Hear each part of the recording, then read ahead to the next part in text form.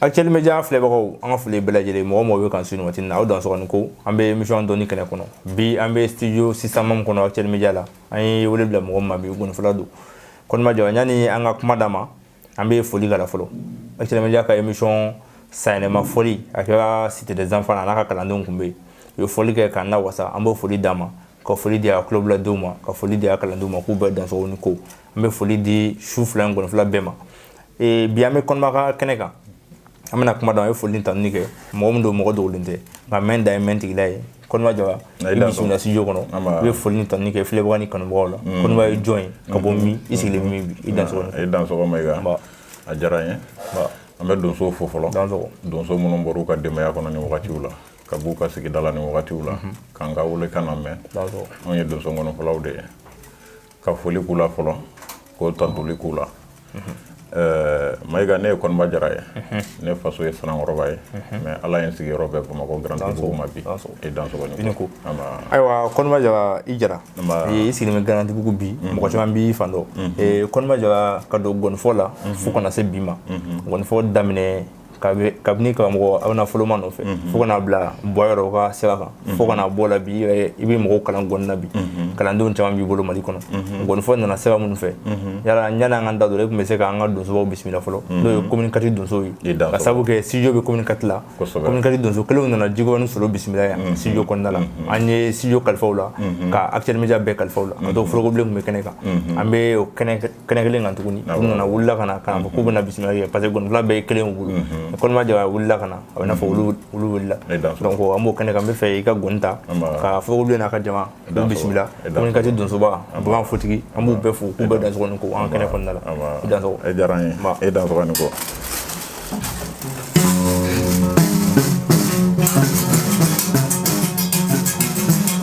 sanana ye gadila kɔndɔrɔn ye gadila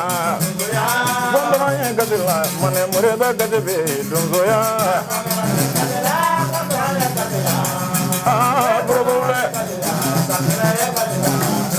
Govinda Marifatiru kɔndɔrɔn ye gadila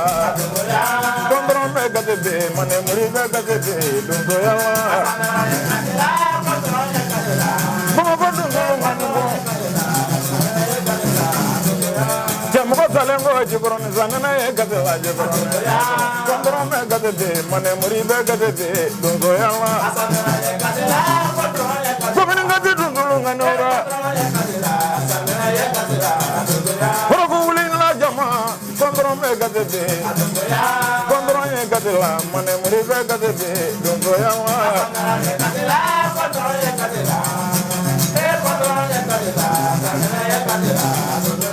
Govinda donsoya kɔndɔrɔn ye gadila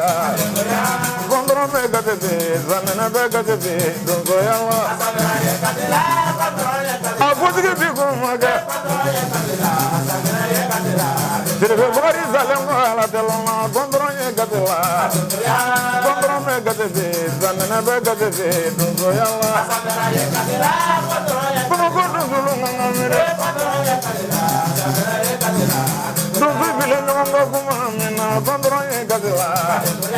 kɔndɔrɔn bɛ gadebe sanana bɛ gadebe donsoya Actuellement média mɔlu ŋanura mana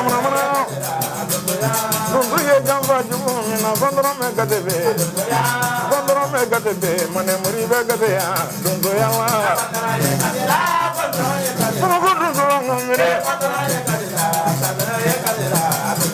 donso bɛ bani ni ba kelen kɔndɔrɔn bɛ gadebe kɔndɔrɔn bɛ gadebe sanana bɛ gadebe Bamakɔ mɔgɔ fɛrɛ k'u dɔgɔya dɛ Amdalayi fotigi bara ta kɔndɔrɔn ye gadela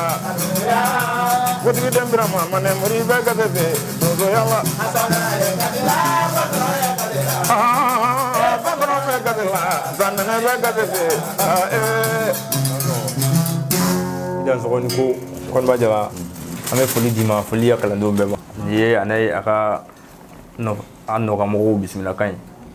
ko ni sa ne bismillah donso bismillah ka donso ko shu be fo ko be boyan do la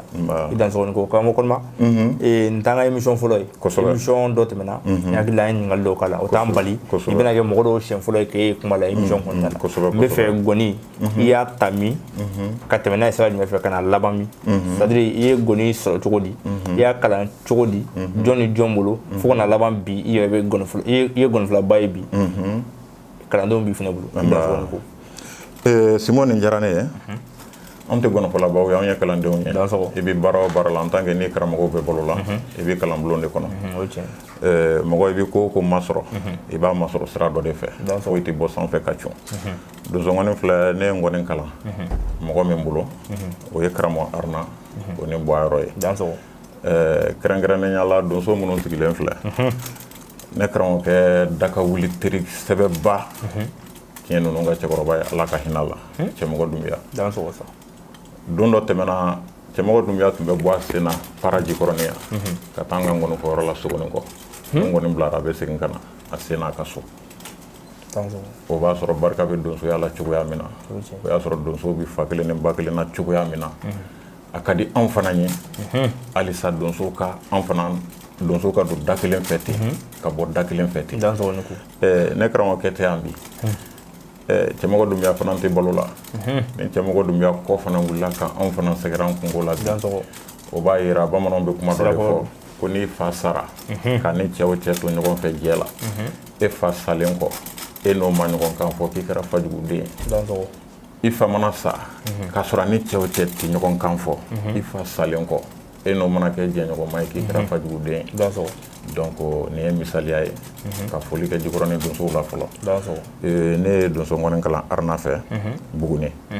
bon ka klatum ka kala boyro fe non be ne bolo don chef ka ne bolo don fe mbora ka di non be ma ko de ala subhanahu sawati gale aba ida so wonko kana mo kon ma be foli dima wala la be kana mo ona folo ma fu on be boyro fu be shiko wala bi nga be gonu fa alisa sabu ke goni kanu alisa mo fu dan so wonko ala kenya du malo kumbe ngoro don so ngali mbe ka pe sabu ga antana ngali chai fa fe sabu ke ya club la do mbe ambi nyana je bele ba do la be be kala banko jarata le 17 février ni ala sona mena kila ka kuma di club président ma ani club Mamadou do be anu e diko nu o se ka do fala kana mo nyan o che be fe ka kuma gele bado kan e ka gon fo kono ma do la e do bara fen fen na so feno be feno iso kono fa abla ko bi jiga ela o do la kon ba so gon fo kon la e be se ka nyama doni ka o confirm bona wa o confirm boy kan bo ni fle bo la e dans so maiga bara sinin gɛlɛya tɛ ban i b'a dɔn diɲɛnatigɛ ye fɛn dɔ ye gɛlɛya ye gɛlɛya ni degun tɛ kelen ye c'est à dire que n'i ko gɛlɛya baara kɔnɔ anw bɛ fɛn min jate gɛlɛya ye o ye kungo de ye mais i bɛ tɔɔrɔ fɛn o fɛn na c'est à dire que i ka baara kɔnɔ o tɛ gɛlɛya ye c'est à dire que degun bɛ adamaden sɔn hakili dɔ la c'est à dire i n'a fɔ lafiya bɛ mɔgɔ sɔn hakili dɔ la cogo min na mais kɛrɛnkɛrɛnnenya la n'i ko an hakili tora fɛn minnu na an ka se k'an da se o dɔw ma n'an y'o fɔ an bɛ se ka don donsow gasi la dɔɔnin parce que anw ye nkɔnɔfɔlaw de ye an tɛ donsow ye mais mɔgɔ min bɛ ne karamɔgɔkɛ dɔn bɛɛ b'a dɔn k'a fɔ ko ne karamɔgɔkɛ wula yala donsow don Simo ne tununa kungo kɔnɔ Côte d'Ivoire su 2 ni tile 2 mɔgɔ tɛ yɔrɔ dɔn ma sira ye ma dugu ye ne bɛ ye donni min kana c'est-à-dire sulama ni ɲɛnama lama de yira n bɛ to ka baro dɔ bɔ ngɔnna n ko ɲagala ɛnza n ko samaya donc a kɛra dugu kelen de la Tindikɔrɔ bon Tindikɔrɔ min fana filɛ Côte d'Ivoire bɛɛ a bɔɲɔgɔnko sogomayɔrɔ tɛ yen i bɛ miiri diɲɛ wula sogo jugu fɛn o fɛn ma a bɛɛ bɛ kungo in kɔnɔ ne tunna kungo in kɔnɔ ka su 2 ni tile 2 kɛ fo ka donsow labɔ ka taa ɲini kungo kɔnɔ donc ngɔnɔnko sira tɛ mais a ye n sɔrɔ ngɔnɔnko sira de kan donc o n'a ɲɔgɔnna caman fɔlikɛla kɔni c'est à dire diɲɛ ma don o don i bɛ ko dɔ ye i bɛ se ka min to i kɔnɔ mais n'an ko k'an b'o bɛɛ lakali baro bɛ taa fan wɛrɛ fɛ donc o de y'a la i dan sɔrɔ kɔnima jama an bɛ foli di ma halisa an bɛ filɛbagaw fo halisa u k'a dɔn ko an bɛ émission dɔɔni kɛnɛ kɔnɔ bi an bɛ studio kɔnɔna la bi n hakili la kɔnima bɛna kɛ gɔnifɔla 2nan ye mun nana an ka studio kura in kɔnɔna la sinon studio kɔrɔ Mamadu Sangare peni peni an delila k'ale fɛnɛ bisimila o kɔnɔna la donc Simo i Dansɔgɔ ɲininkali min bɛ yan an bɛna s'a ma an kɔni an bɛ taa gɔni kɔ Bamakɔ yan an b'a ye donsow caman bɛ yen u bɛ sogo tulu sɔngɔ di ka fɔ ko sogo bɛ kɔfɛ ka na yala kɔnɔma donsow bɛ layidu min ta gɔnifɔlaw ye kɛnɛ kan Suma bɛ layidu mɔbiliko layidu ni layidu min ta gɔnifɔ ye kɛnɛ kan e yɛrɛ ye gɔnifɔ ye yala e bɛ se ka sɛbɛntiya k'a fɔ ko a caman bɛ bɔ a sira fɛ wa parce que a kunfan kɔni to jama la kuda ye dɔw b'a fɔ ko n bɛ dagɛ di k'a tulu sɔngɔ 1000 mais a dila wa a ma di wa mɔgɔ kɔni t'a dɔn yala kɔnɔma i bɛ se ka dɔ fɔ k'an bilasira wa i Dansɔgɔ ni ko Simo o diyara n ye kosɛbɛ i n'a fɔ donso bɛ layidu minnu ta ani somaw bɛ layidu minnu ta jamalako de don a bɛ kɛ mɔgɔw ɲɛna mais anw de bɛ se k'a lakali ni layidu ma fara ni layidu ma fa mais fɛn min ye donsow ta yɔrɔ ye ne kɔni ma dɔ wɛrɛ fɔ dugu min bɛ i n'a fɔ Bamakɔ ne bɛ Bamakɔ donsow fo ka segin k'u tanto c'est-à-dire ka bɔ Bamakɔ yan sogo yɛrɛ bɛ ye ɲɛ la yɔrɔ min na ka yen sɔrɔ i bɛ nafolo min bɔ i kun k'a kɛ ne yɛrɛ de b'o dɔn Bamakɔ sigi in fana na yan Simo sogo wula sogo sarama dan ye Dagwɛ de ye Dagwɛ kama min dira ne ma yan ne t'a hakɛ dɔn warabolo kuturu dira ne ma Bamakɔ yan donc ne kɔni mɔgɔ ne bɛ kuma fɛn o fɛn kan i bɛ kuma n'i yɛrɛ de ye donsoya kɔni sira fɛ donsow ye layidu fɛn o fɛn ta ne ye Bamakɔ yan u y'a mafa mais gɔnifɔla min fana bɛ bara t'u kan dɔn ka wula dɔn n'i y'a ye anw ka bolodon cogo la a bɛ fɔ k'a fɔ ko ngɔnifɔ sɛ bɛ faga k'i donso sɛ faga o tɛ se k'i kɛ donso ye a kɔrɔ de ye fɛn min bɛ donsoya la i ka se k'a dɔn n'i yalala donsow nɔfɛ degun min b'a la i b'a dɔn c'est-à-dire que fɛn min b'a kɔnɔ i b'a dɔn o de kosɔn gɔnifɔla donso sɛ bɛ faga donc n'i y'o dɔn ka ban fɛn bɛ fɛnw na e yɛrɛ tɛ sɔn k'o ta ka donso kɛ sɛgɛrɛ sabu a bɛ baara min kɔnɔ fɛn min b'a kɔnɔ i yɛrɛ bɛ dɔ dɔn a la donc ni mɔgɔ ye donsokɛ ye sogo tulu sɔngɔ di gɔnifɔla ma Sumo a bila i kunkolo la fɛn fila dɔn mɔgɔ min bɛ k'a kɛ jɔn de y'a kɛ fɔlɔ donc layidu ni layidubaliya bɛ dépend o de la mɔgɔ mago b'a kumakan na Sumo n'o ye sogo tulu sɔngɔ d'i ma n'i ma sogo in ye a dɔn i yɛrɛ k'a y'a ɲini a ma sɔrɔ de hakili k'a tɔ dafa voilà hakili k'a tɔ dafa donc ne yɛrɛ kɔni ma ne ko kun bɛ kuma n'u yɛrɛ ye Bamakɔ yan bi ne bɛ se k'a fɔ Bamakɔ ni mina donsow bɛ yan sogo faga donsow bɛ yan e Dansɔgɔ basi t'a la o diyara n ye kosɛbɛ yanni an ka bɔ o ɲininkali kelen kɔnɔna la hali bi n bɛ ka dɔnkili dɔn i ko mɔbili min layidu talen bɛ yen ko n'a dir'i ma k'i ka parking ɲɔgɔn tɛ Bamakɔ yan Somakunda olu fana ta bɛ cogo di donso bon voilà bɛɛ y'o kelen ye de Mayiga Somakunda i b'a dɔn adamadenya fɛn o fɛn fɛn bɛɛ bɛna ɲɔgɔn sɔrɔ fɛn dɔ de la o ye ladamu de ye quoi est-ce que i y'a faamu o de kosɔn cɛkɔrɔbaw ko n'i ye baliku ye kolankolon kɛ la kɛnɛ ma kan'a kɔrɔfɔ kan'a gwɛ n'i y'a kɔrɔfɔ n'a maloli ma a b'a dabila mais n'i ye kɔ dɔn a bɛ min kɛ o de ka jugu n'o ye parce que a n'a bɔra so de quoi est-ce que i y'a faamu donc jamalako ye fɛn dɔ ye c'est-à-dire jamala kuma ka gɛlɛn jamalamɔgɔ tɛ mɔgɔ bɛɛ ye jamala kuma fɔla tɛ mɔgɔ bɛɛ ye o bɛ sɔrɔ mun fɛ i bɛ kuma dɔw fɔ sisan a bɛ kɛ diɲɛ ɲɛna ninnu olu bɛɛ tɛ se ka sa yɔrɔ kelen u bɛɛ tɛ se ka sa don kelen peut-être e min b'a fɔ e mago t'i kumakan na e delilen dɔw la mais mɔgɔ minnu fana b'a lamɛn olu tɛ se k'a dɔn k'a fɔ ko anw b'an ka sunɔgɔ tiɲɛ ka taa mɔgɔ minnu filɛli la k'olu bɛ sɔn kumalankolon fɔli ma est-ce que i y'a faamuya donc o de kosɔn diɲɛnatigɛ fɛn o fɛn c'est-à-dire que n'a nana mara ni danbe sɔrɔ mɔgɔ la dɔrɔn a bɛ fɛngɛ Mayiru i y'a fɔ cogo min mobili caman layidu taara anw ye yan du terrain caman layidu taara anw ye yan mais a bɛɛ tɛ se ka ma fa Mayiga moto tɛ mɔgɔ min bolo n'o ko k'a bɛ mobili d'e ma e kɔni kan ka dɔw kun o fana u bɛ taa laban min ma kɔni donc a caman y'o cogo de ye mais n y'a f'i ye cogo min na caman yɛrɛ fana layidu tɛ ta anw ye o fana bɛ kɛ voilà fɛn bɛɛ mɔgɔ ko de ye voilà basi tɛ i Dansɔgɔ ni ko karamɔgɔ kɔni b'a nin diyara n ye kosɛbɛ n bɛ fɛ n'a ma kɛ basi ye an ka kuma di donsow ma o kɔfɛ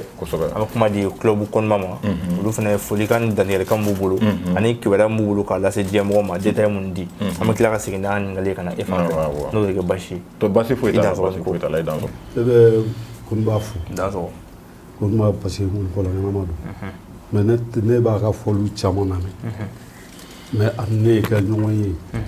a ka jan depuis a bɛ taa du kɔnɔ ani foloba bɛ taa ɲɔgɔn fɛ du kɔnɔ a bɛ taa cɛkɔrɔba nɔfɛ ne kabini ne y'a ye o la ka bɔ bɔra la ne n'a ma ɲɔgɔn ye o kɔ pour 600 mais n b'a ka fɔlikanw mɛn n b'a ka ngɔniw na mɛn a ka di n ye a ka ngɔnikanw ka di n ye yɛrɛ kosɛbɛ i y'a faamu n b'a fɔ o la ka barika da Ala k'a bolo mɛn a la a k'a bila kɔrɔ ye a kana bila bana jugu la kɛrɛnkɛrɛnnenya la sani n ka foli kɛ fɔlɔ komi an muso dɔ fatura n'o ye Nzan Kɔnɛ an bɛ foli kɛ ale la fɔlɔ Ala ka dayɔrɔ nɛɛma Ala ka jɛmusa ma ngɔnifɔla bɛɛ ye kelen anw bolo donso bolo donc an b'o foli kɛ fɔlɔ o bɔlen kɔrɔ kɔ vraiment Kɔniba ngɔnifɔla don ngɔnifɔla n'a fɔra ko ngɔnifɔla i ka kɛ hɔrɔn ye i ka kɛ ladiri ye n'i kɛra hɔrɔn ye ka kɛ ladiri ye i ye fɛn min b'i bolo k'o dɔn i tilala quoi o bɛ bɔ komi Kɔniba quoi o bɛ bɔ mɔgɔ kalanyɔrɔ de la mɔgɔninfin kalanyɔrɔ n'i y'o dɔn i bɛ se adamaden minɛ cogo la donc o ye Kɔniba taabolo de ye n'i y'a ye Kɔniba diyara anw yɛrɛ ye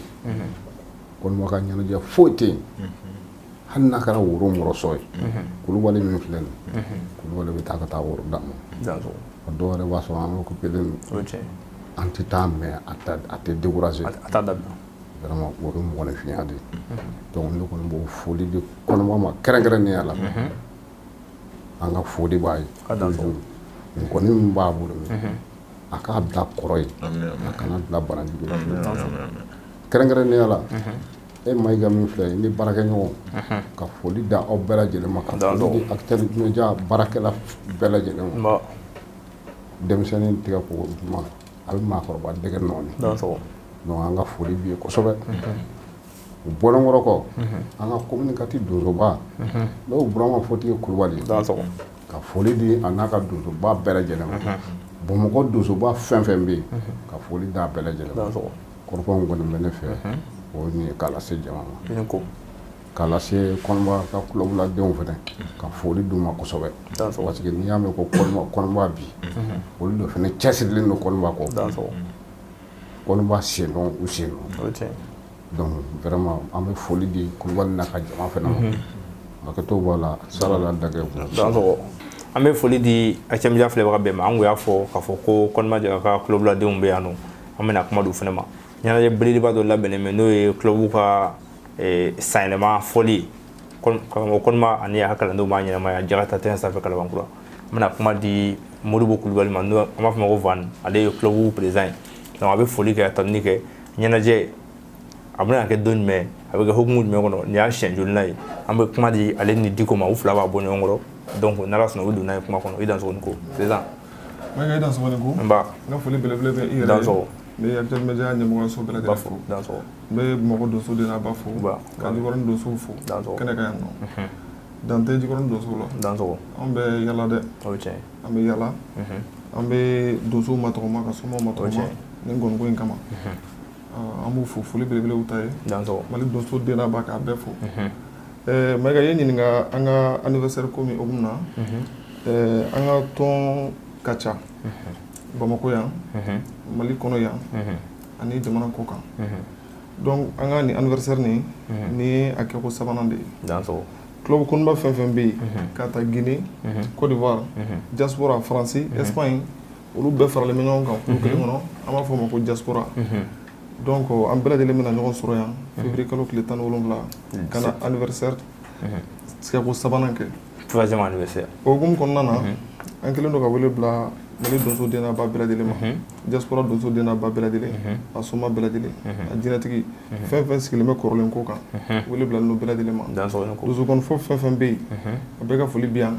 wele bilalen don bɛɛ lajɛlen ma u kana an ka se ka kɛnɛ ɲɛnama ɲɔgɔn fɛ ni ko ayiwa an bɛ kuma lasegin ka taa Diko fan fɛ hakili la détail misɛnnin minnu b'a la donc ale bɛ olu d'a ma n'o ye a ko denfa bɛ mɔgɔ minnu bolo ani wulikajɔw a musakakow bɛ cogo di gɛlɛya dɔw sɔrɔla la o blocage bɛ cogo di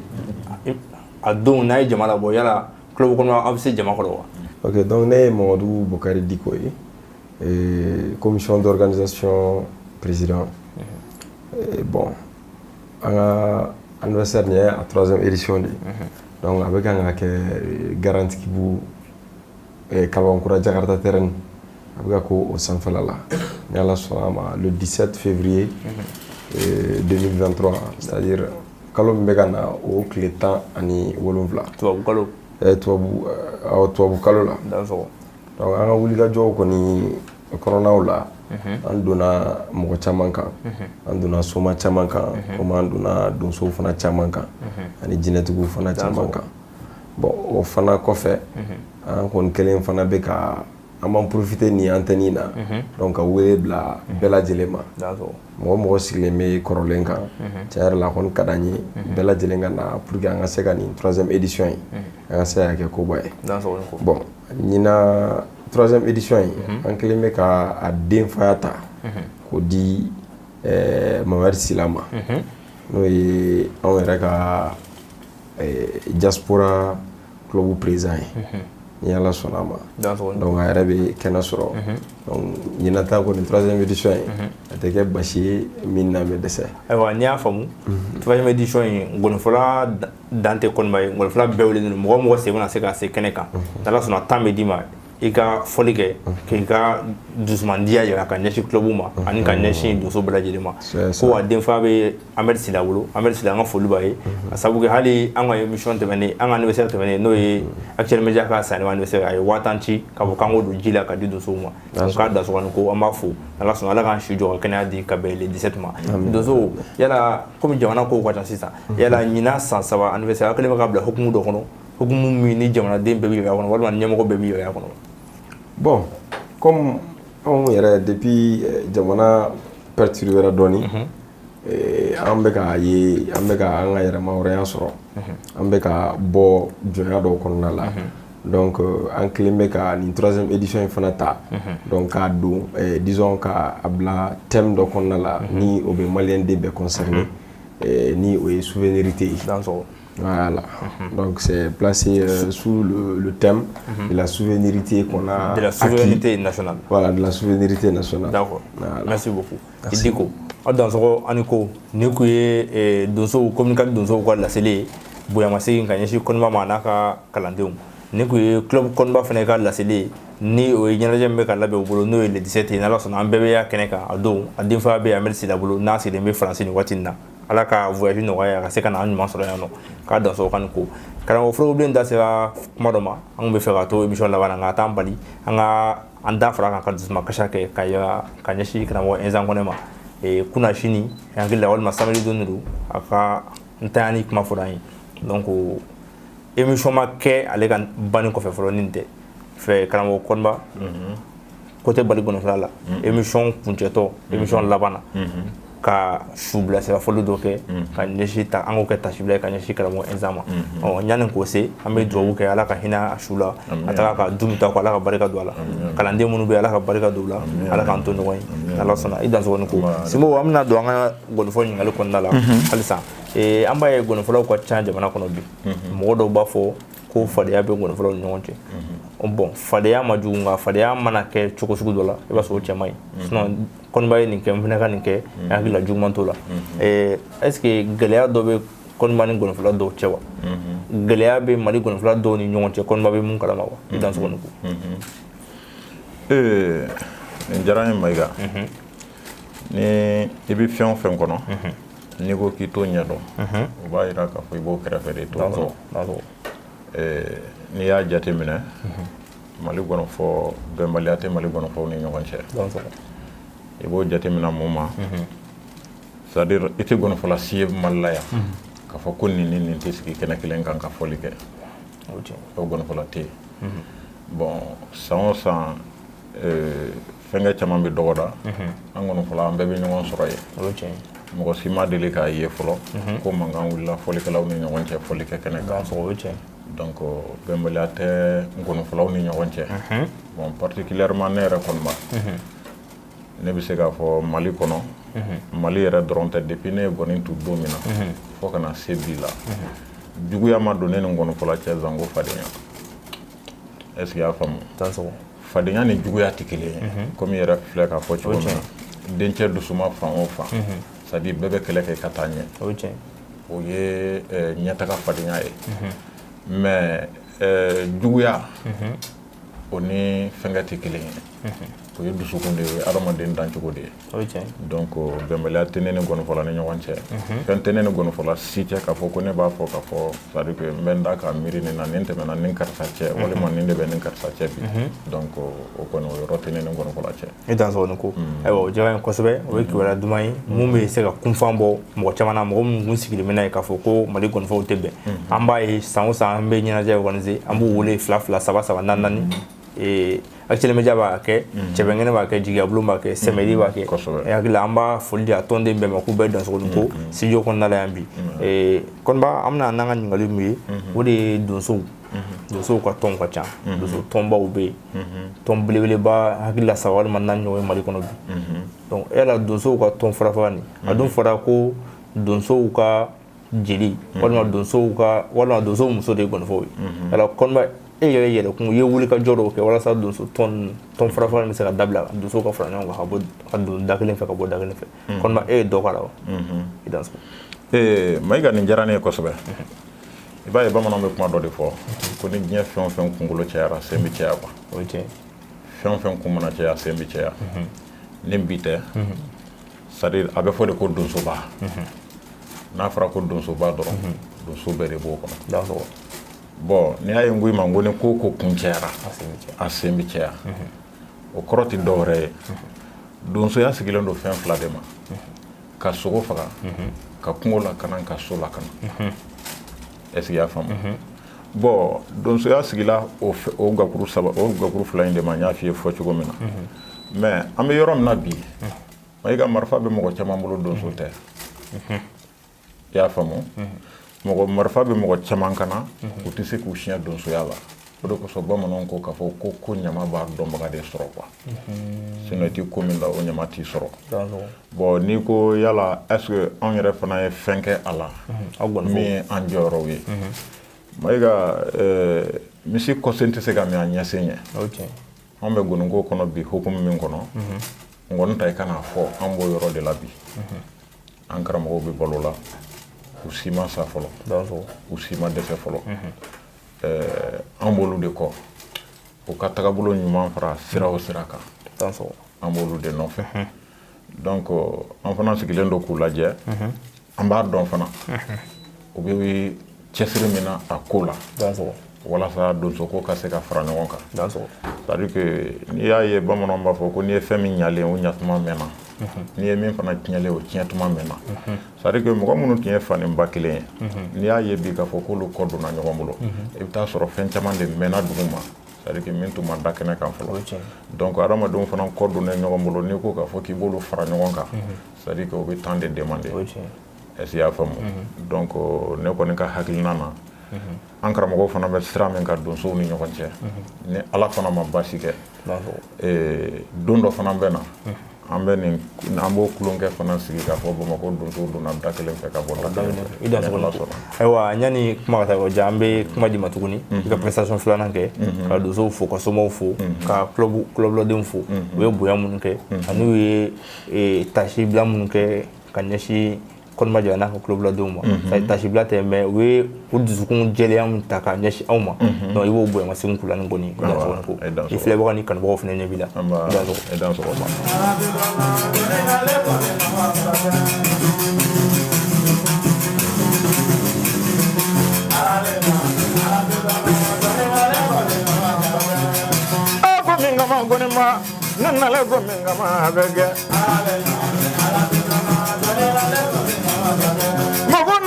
Ngama jigorani ngalo mogon nale go ngama zamane ngalo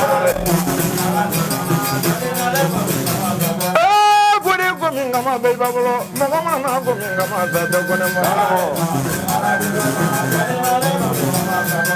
jigorani dum ya jamo go dale jigorani mogon nale go ngama zada ngalo ablo go kurma mulu gani ura ay nale go ngama zada a gomina ngati mari fadilu bariga kone ma dunzi na le gominga ma zadawa gode gominga ma muri bo na le gominga ma abegara magona le gominga mamadu digo magona le gominga mabo Allah gori gominga maiga magona le gominga matatanga zuma Aramuni gana flodiri gana wazo wari gele boro blaro zego dawa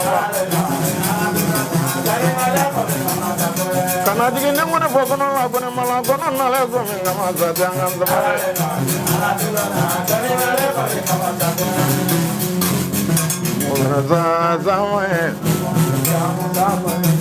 Aya to mazala lema mo hajigi moni dinle diala ay malongo ne fo zamane ludu mo ko gronda mo e dubu mo ko gronda mo e kabla mo ko gronda mo e ya dubu mo ne fo kono la le zame aya to mazala lema kono jige yire baburo diala jige baba jere Allah mo jige mo ne vile diala donso yang ngono fa zamane mo jige mo ne vile mo jige mo ne vile anya do mazala lema donso ya dunga yele bane ngono bola no zanza ma do Allah mo jige mo ne vile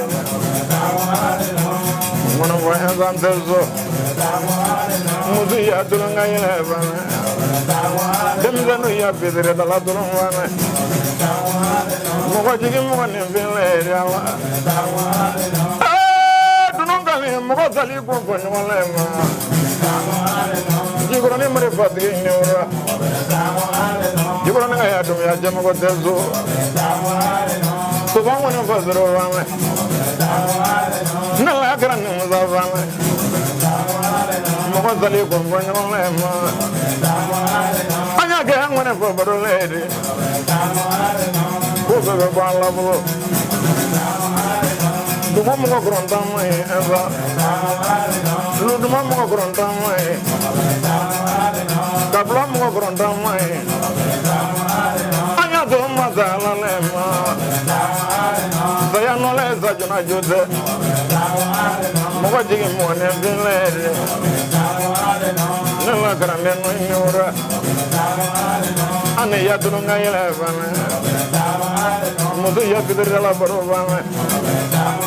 dem zanu ya dunu ngayele vane mo ko zale ko vanyo le mo ko jigi mo ne vile agal me jamo e venora kanu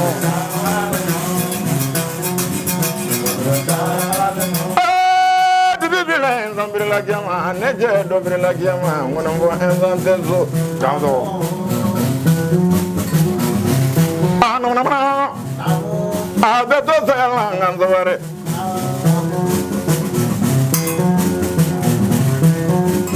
Then I don't know Madame Maria.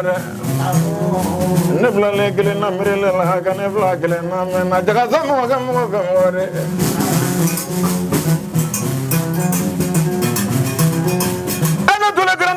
Telepone jile nangone fo kone mama la tenanzo ma jona la temba nena fo grande no ima ay dolo telepone ngame nane wajiri telepone ngame ajama don so savo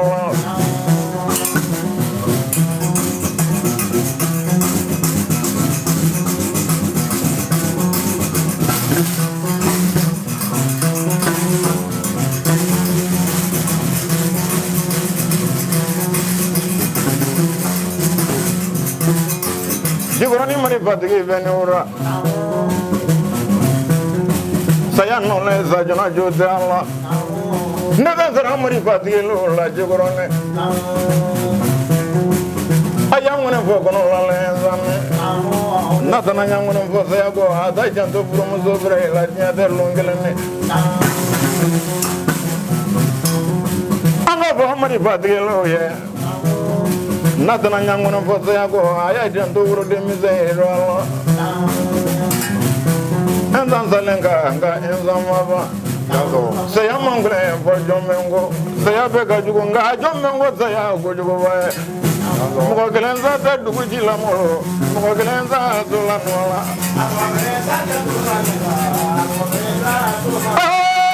mo za ta dugu ji ngone fo insan sa no lu no ma ma do ne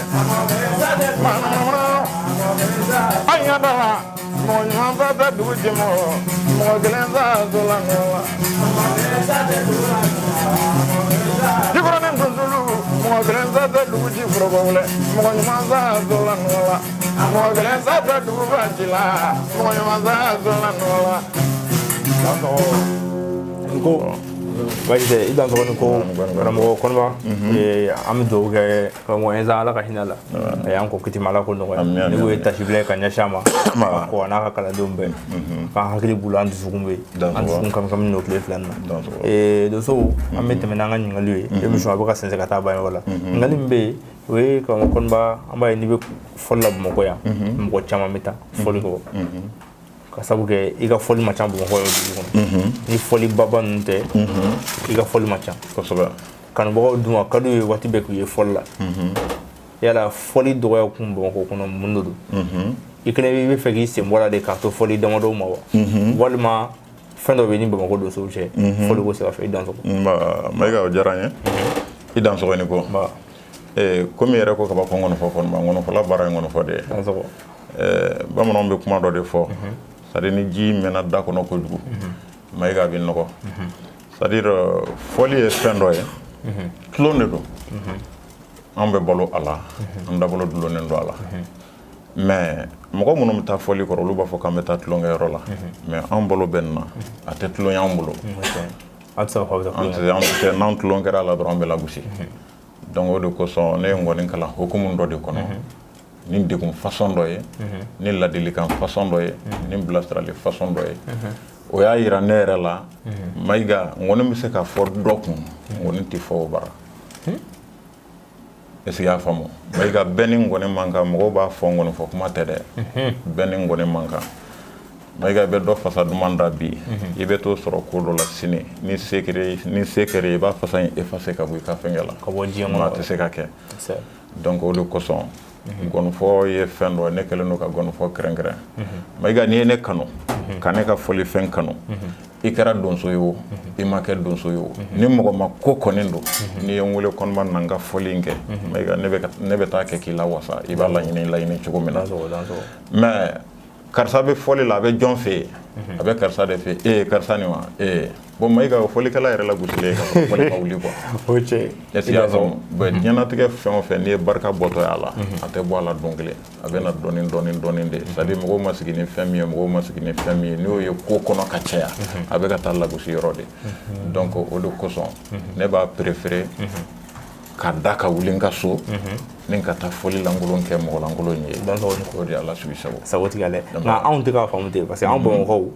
on mo kon mo ka fo no ko so ma be ni ka kon ba ko gon fo che maiga yoro komi kuma ka gele maiga gon fala se ka ke doso ye koro bala de gon fala te se ka ke so mai on mona sugo faka ngo kono abe fo de ko gon fo karsa dans ya famu maiga ni on ye dien be mako nya abe fo de ko gon fo karsa wallahi donc o de koson gon fo la ti wole to ko resila ni gon fo te mais ya fo chugo ya mina sare ni ku ko le sabula abi sabura de bulu comme yera fleka fo chugo mi ni sigilenta fendo fana kuna bu mako sigi ka gelen chugo ya mina ali ni do ni ga flata ka gusi nyona ki kata foli ke ka ba ma betade pati bo du se jenna so ngode no fo esi ya famo ne kalanke mo mi fe mo mi be bu ni do kan e karamo ke don so no be flaya ne karamo ke so mayre dans so ha arna so mayre ya famo wolo la dum min kono numun dude do bulu ka koma de bongoroy me to ka akuma to me bulen hono ali sini nunu ngam u kam ko roba nu yu kono na jeya ye bisturu ko yela ma ka ali sini dans so me o yoroni bla barola ye arna non ka dugu numun façon munun da be fu ma ko kulé munun be do dinga kono ni songo ko gele wakati la Arna fa ala ka hinɛ la o fana tun bɛ gɔni fɔ ko kule bisi donc ni sɔngɔ u ka dugu kɛrɛfɛ mɔgɔw dɔ de ye u ka misi minɛ u b'a fɛ ka taa feere Buguni k'a kɛ nisɔngɔ ye mais su korula Arnaw ka dugu de la donc u taara misiw siri u jatigila ye Arna ninnu bara ye donc u tora baro la komi u ni Arna ka cɛkɔrɔba tun ye sanangu ɲɔgɔnma ye ko suruku yɛlɛma tɛ yen tugun ko olu mɔkɛw tilela dɛ k'i tun bɛ suruku yɛlɛma ko mɛn donc komi sananguya ni tulonkɛ b'u cɛ donc u ye baro kɛ o cogo la ten ka tugu da donc fajiri sera komi ne karamɔgɔkɛ yɛrɛ ka dugu ni Buguni kilo 22 de don fajiri sera mɔgɔ ninnu wulila k'u bɛ taa misi foni ka taa u taara sɔrɔ suruku cɛ 2 kunkolo bɛ misi kɔnɔ u bɛ ka misi dun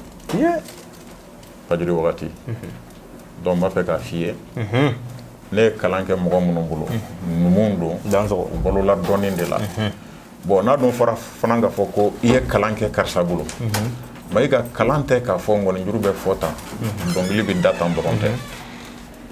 dɔnkili bɛ fɔ tan ngɔnijuru bɛ fɔ tan dɔrɔn tɛ kalan ye c'est à dire kalan ye mun ye i karamɔgɔ bɛ balo fɛn min na n'a y'a sɔrɔ a ye kalan k'i labila de ni kɔnɔna jɛya ye a kan k'i balo cogo d'i ma i ka baara kɔnɔ n'i ye mɔgɔ caman lagosilen u ka baara kɔnɔ bi dahirimɛ ɲini kojugu cɛjugu de b'a kɛ est-ce que i y'a faamu Mayiga ne bɛ se k'a fɔ ne fana an bɛ yɔrɔ min na komi bi an karamɔgɔw y'an labila ni dubabu minnu ye an b'o hɔrɔma de la an bɛ balo o de la an bɛ don minɛ komi bi bon o de kosɔn Mayiga ka ngɔni ta ka taa kɛ fɛn dɔ ye Mayiga ne bɛ ngɔni jɔ so kɔnɔ poussière ka da la ne b'o fɛ c'est à dire que ka ngɔni ta ka taa kɛ fɛn dɔ ye quoi o de kosɔn ne ka fɔli a cuncunnen don bɛɛ ni ngɔni fana man kan Mayiga bɛɛ ni ngɔni man kan i dansɔgɔni ko an bɛ foli d'i ma a foli di Actu Media filɛbaga bɛɛ ma téléphone numéro min bɛ ka tɛmɛ image duguma o ye karamɔgɔ Kɔnima ka téléphone numéro ye an bɛ a ka club président Van ka téléphone numéro o fana b'a la o fana bɛ ka tɛmɛ image duguma donc n'i y'a ye nin fila fɛn fɛn wele ka kibaruya ta fɔli in labɛn kan walima ka karamɔgɔ Kɔnima n'a bɛ fɛ ka wele ci dɔ la walima mɔgɔ dɔ la ou bien ɲininkali dɔ la a bɛ se ka wele nin numéro nin na mun bɛ ka tɛmɛ duguma donc k'aw dansɔgɔni ko émission halisa an b'a kɔnɔ nka an bɛ ka sɛnsɛn ka taa ban yɔrɔ la donso ɲininkali min bɛ yan o de ye i ye gɔnifɔla ye i ye donso ye nka gɔnifɔ in bɛ donsoya sanfɛ dɔɔnin Mali donsoya bɛ taabolo min na bi ani Mali gɔnifɔ bɛ taabolo min na bi i ne bɛ fiɲɛ dɔ la o la wa mun man di ye walima i ɲɛ bɛ fɛn dɔ la o kɔnɔ mun ka di ye kosɛbɛ i bɛ fɛ gɔnifɔw k'u banbaw kan walima somaw k'u banbaw Mayiga Mali donsoya bɛ hukumu min kɔnɔ bi bon n'i ye ne ɲininka écran na écran bon voilà donc n bɛ se k'a fɔ a ka fanga ka bon mais n'a fɔra écran dɔrɔn mɔgɔ fana b'a faamu c'est à dire que o ye ja de ye mais n'i y'a ta k'a lajɛ e yɛrɛ m'a ɲininka kuma dɔ la sisan k'a fɔ ko Bamakɔ donso kɛra tɔn 2 ye est-ce que kunun tun bɛ yan ayi o tun tɛ voilà donc c'est à dire que ko kɛbaga yɛrɛ n'a danna mɔgɔ 2 ma a kɛbaga yɛrɛ la o ka wusa c'est à dire que mɔgɔ 100 yilika ye mun t'a kɛbaga yɛrɛ ye quoi i y'a faamu Bamakɔ bi na min bɛ donsoya la bi min ye ne ja Mayiga fɛn caman bɛ yen bi tagabolo caman bɛ yen bi min bɛ se ka kɛwalew bɔ kɛnɛ ma ka da kɛnɛ kan i bɛ jateminɛ fɛn dɔ ma Mayiga anw kalanden na ma anw ye donso sugu dɔw ye ka soma sugu dɔw ye u tɔgɔ ma se ka kɔ tigɛ ka ba tigɛ i y'a faamu o tun ye o wagati cogoyaw de ye parce que ni radio Mali tun ma son min joué i t'o mɛn bon n'i yɛrɛ ma cachette min san ka don radio la i tun t'o lamɛn mais an bɛ diɲɛ tile min na bi Mayiga i bɛ fɛn ni fɛn o fɛn kɛ bi i b'o tɔgɔnin sɔrɔ donc n'i ko ko fɛn min donna donsoya la donc o ye a fɛnkɛ dɔ ye donsow yirala bi kosɛbɛ kosɛbɛ Jikɔrɔni donso filɛ nin ye don dɔ tɛmɛna Bamakɔ yan donso fini tun mana k'i la ni denmisɛnnin tun se ka bɛn kare kɔnɔ a b'i dɛn kogo kɛrɛfɛ ka tɛmɛ de i y'a faamu bon n'i y'o ta k'o lajɛ mais an bɛ yɔrɔ min na komi bi kolodulekitigi yɛrɛ sogolon y'a kɛ koloduleki la musomanninw b'a ta kɔfɛla ma ko ne ka mɛn de ma k'i jɔ donc il faut voilà donc i b'a ye k'a fɔ jama cɛyara mais a kɛbaga kisɛ kelen kelenw de b'a cɛ donc n bɛ welewelekan fana bila o yɔrɔnin na c'est à dire que n'i ma ɲa diɲɛ baara o baara kɛli kɔ Mayiga b'i balo baara fɛn o fɛn na kana kɛ ten n bɛ fɛ ka fɛn dɔ sɔrɔ la k'a dɔn a ɲini k'a dɔn a ɲini k'a dɔn Mayiga baara fɛn o fɛn diɲɛ kɔnɔ n'i tɛ se ka fɛn min yira i den na ko ɲɛnama tɛ den tɛ se ka fɛn o fɛn ta a mansa kɔ tiɲɛ ye ko ɲɛnama tɛ Mayiga e bɛ ka kalabanciyaw ni karatu de kɛ ka fɛn fara ɲɔgɔn kan ka nafolo sɔrɔ n'o ye est-ce que i bɛ se k'o ɲɛ yira den na ayi se ka yira voilà mais ni i bɛ balola fɛn min kan ni tiɲɛ don i b'a wele ka na ma voilà i b'a wele ka na ma a fana b'ale dɛmɛ don dɔ la i n'a fɔ a ye ko ɲɛ e yɛrɛ ye cogoya min na donc o de y'ala sigi sago bon min fana bɛ a la bi na min ma diya n ye min ma ne taa ne jimi sira fɛ kosɛbɛ komi i y'a fɔ cogo min donsoya sira kan Mayiga o ye kalan yɛrɛ kɛbaliya de a kɛcogoya la kalan kɛbaliya a kɛcogoya la ye mun ye Mayiga bi na n'i ye donso dulokitigi 100 ɲɔgɔn kɔ u ɲininka dɔrɔn k'a fɔ u bɛɛ kelen ɲininka ye karamɔgɔ jɔn ye karamɔgɔ jɔn ye donc n'u ko k'a fɔ n karamɔgɔ ye karisa ye Mayiga bolo don na mun bɛ fɔ karanden ni i fa y'i ci karamɔgɔ k'i ci i bɛ taa jɔn t'a la i bɛ taa karamɔgɔ t'a la i bɛ ɲininka n'i ba y'i ci karamɔgɔ k'i ci i bɛ taa jɔn t'a la i b'a fɔ k'i karamɔgɔ t'a mais a tɛ n'a fɔ ko i mansa y'i ci k'i ban a yiratɔ dɔ don i la k'a fɔ i karamɔgɔ jɔyɔrɔ ka bon i ka mɔgɔya kɔnɔ ka tɛmɛ mansaw ta kan parce que e bɛ taara kalan min kɛ i karamɔgɔ fɛ i fa tɛ se k'i kalan o la i ba tɛ se k'i kalan o la bon o baara min fana filɛ k'o kɛ k'o nafa sɔrɔ k'o barika sɔrɔ bɛ dépend karamɔgɔ de la donc ni kalan kɛra ka ɲɛ Mayiga i bɛ taa ye foyi tɛ ɲɔgɔn jɛ e ko k'a fɔ ko fɛn min ka bon n'i fa n'i ba ye est-ce que e bɛ sɔn ka taa kolankolon k'o kɔnɔ donc fɛn min bɛ ne bɛ fiyɛma yɔrɔ min fɔ bi na o ye kalan kɛbaliya ye a cogo la quoi i ni ko ayiwa émission a sera kuncɛyɔrɔ la an bɛ foli di bɛɛ ma mɔgɔ bɛ ka suni waati in na mɔgɔ bɛ ka club kɔnɔba mɔgɔw suit mɔgɔ bɛ ka Jikɔrɔni Doso Foroko Bilen n'a ka jama an b'u bɛɛ fo ka Buran Fotigi fo ka Kɔnɔba Jaba fo Kɔnɔba ɲininkali laban bɛ yan yani an ka fɔli kɛ k'a kuncɛ o ye i ka club ladenw o ye club sigi tɔgɔ la nin y'a san 3 ye Mali kɔnɔ Mali kɔ kan ko san 3 o ɲɛnajɛ k'u bɛna taa kɛ a denfaya bɛ Ahmed Sila bolo Doso bɛɛ wililen don Soma bɛɛ wililen don Kɔnɔba club tɔgɔ dalen bɛ e min yɛrɛ la i bɛ mun wele ma da sɔrɔ k'a fɔ jama ye jama bɛ se ka segin ni mun ye fɔli in kɛnɛ kan i bɛ ka mɔgɔ sugu jumɛn wele parce que an kɔni tɛ zon wele an tɛ a tɔgɔ mɔgɔ ninnu tɔgɔ an t'olu fana wele kalabanciw kɛlɛkɛlaw an t'olu wele donc o bɔlen kɔfɛ a la an bɛ ka jama bɛɛ wele o ye ne ka kuma ye a Kɔnɔba e fana bɛ se ka i da fara an kan ne ni club Kɔnɔba kan ka mun de fɔ jama ye ka gɔnifila jumɛn wele ka Doso jumɛn wele ka Soma jumɛn wele commune 5 kɔnɔ Bamakɔ kɔnɔ Mali kɔnɔ Mayiga o diyara n ye komi club mɔgɔw yɛrɛ y'a fɔ cogo min Mayiga diɲɛlatigɛ fɛn o fɛn ni adamaden b'i la i b'a kɛ ɲɛ b'i la jugu b'i la o de kosɔn bamananw ko cɛ ɲuman tɛ gɔnden na mɔgɔ b'i ɲɛnata de woloma ni ko n'a kɛbaga cɛyara c'est à dire que ni dusukun ye min minɛ i bɛ gɛrɛ o de la i n'o ka mɔgɔya kɛ donc ninnu ka club sigi ne tɔgɔ la bon Mayiga o kan ka kɛnɛ ma fierté ye bon n fana kan ka u ka koɲuman dɔn segin u ma Mali falen don gɔnifɔla la Bamakɔ falen don gɔnifɔla la Mayiga ko dɔ bɛ daminɛ a tɛ laban dɛ est-ce que i y'a faamu sisan ko bɛɛ tanga daminɛw de ye ni ko kura nana i b'a fɔ ko nin diɲɛ bɛ wuli ni nin ye mais a tɛ su ko ka dugu jɛ quoi bon fɛn o fɛn ni an b'a siɲɛ sabanan ko kɛtaw la i b'a dɔn k'a fɔ o kɛli ye tile 2 nin bɔ donc don o don ni min tɛ ka fara a kan o tɛ ka bɔ a la bon ninnu ka club ko de sababu la Laginɛ y'a sigi ninnu ka club de sababu la Côte d'Ivoire y'a sigi ninnu de ka club fana sababu la Faransi y'a sigi n'u b'a fɔ ma ko diaspora bon Faransi dɔrɔn tɛ Europe quoi bon i bɛ ka président min fana fɔ min kan ka na a la an ka denfa n'o ye Ahmed Sila ye o yɛrɛ Faransi club président de ye donc n y'a dɔn kɔni kan k'a jira k'a fɔ ninnu kɔni u jɔyɔrɔ fa u b'u ka kɛta de la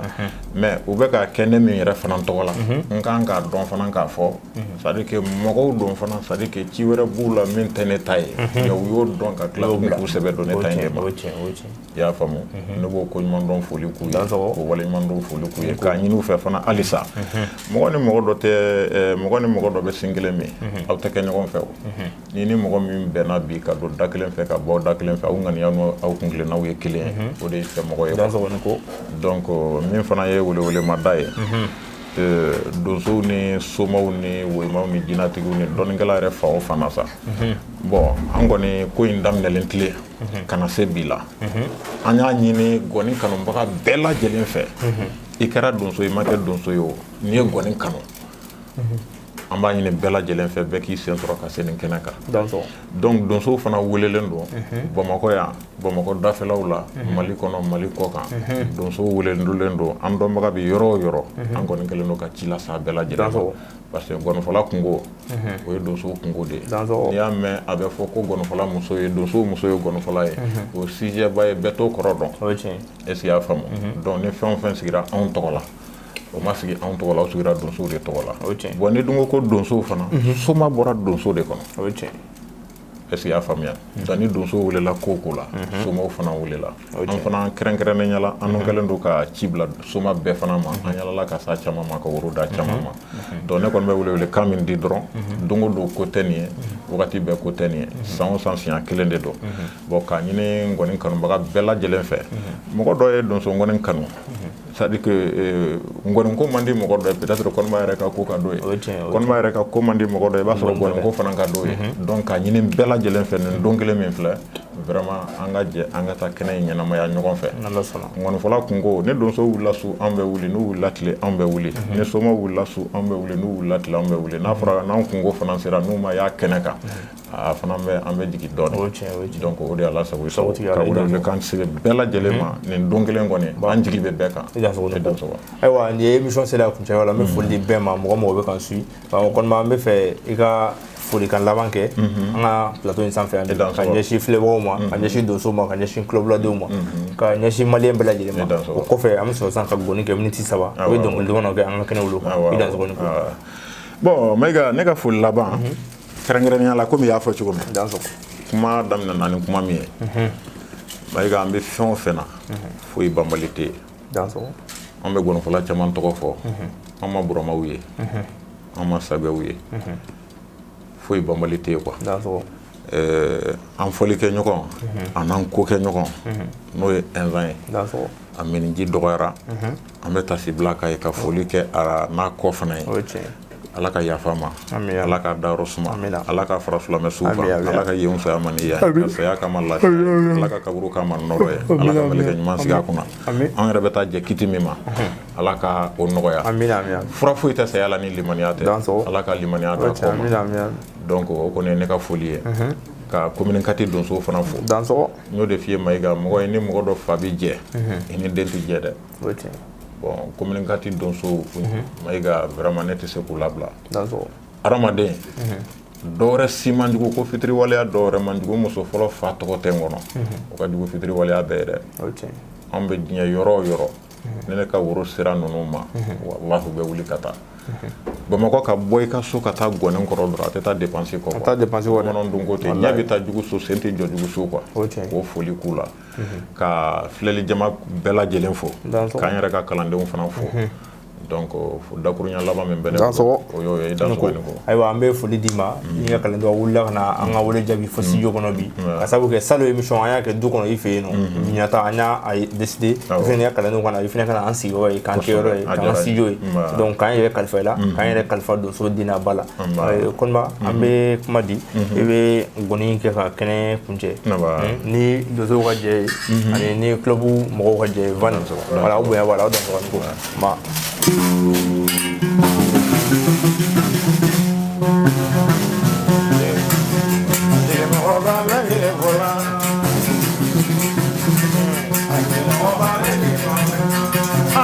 mɔgɔ jigi tɛ bɛ i bɔra ni donso bɛ n jigi fɔla ye Bamakɔ sigi la n ka jigi kɛ kelen ye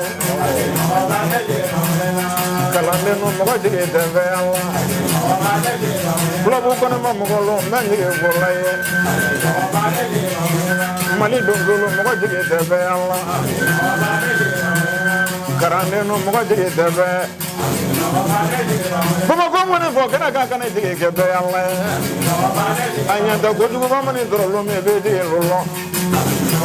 mɔgɔninfin kun ko jugu dɔrɔn lɔn na ji jigi bɛ yɛlɛ a wale Burukina lɔn min ne jigi ma tɛ Burukina Baba julo to mari fɛ tigi lɔn bɛ jigi fɔla ye a jɛlimɛja Mayiga an ka jigi kɛ kelen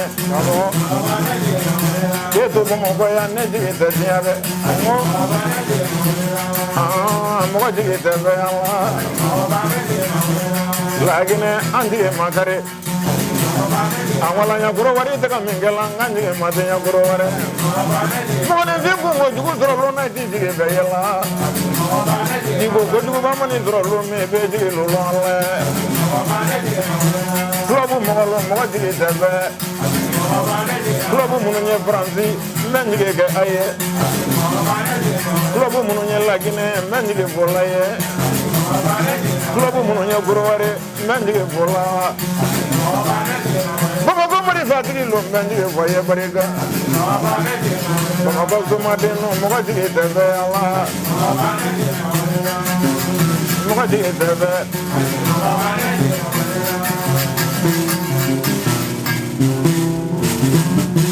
Go Barega, Ginomboya,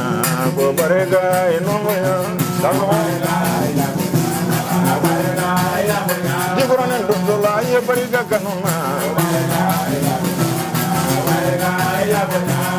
Maiga dunya lale jigema Agdal meja maiga bariga ne ganuna Baroga jama moga danye tele Jibrani mare batigelo bariga ya bunyala Lobu modelo nanangara ba gonoga Digo gane buena Maiga moga danye tuma Aidal meja maiga bariga ne ganuna